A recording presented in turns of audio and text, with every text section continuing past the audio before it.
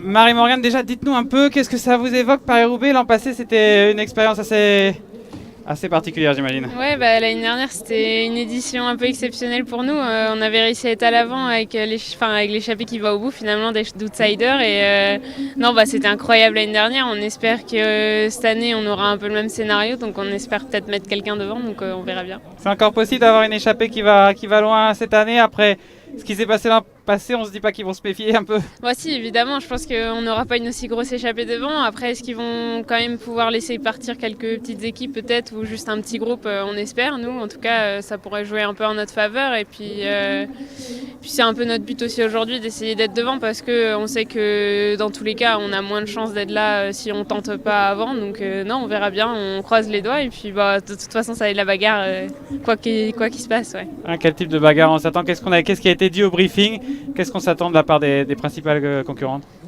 Déjà d'être placé premier secteur, après je pense que c'est la même consigne pour tout le monde, rentrer dans les premières positions au premier secteur et puis après prendre les coups s'il y en a avant sur la partie en ligne et puis après se bagarrer avec les meilleurs et essayer d'obtenir le meilleur résultat possible. Voilà, après si on rentre dans un top 20 aujourd'hui, je pense que l'équipe sera contente, donc voilà. C'est une petite dernière chose. Vous êtes encore jeune, on vous découvre encore. Paris-Roubaix, qu'est-ce que ça évoque pour vous personnellement?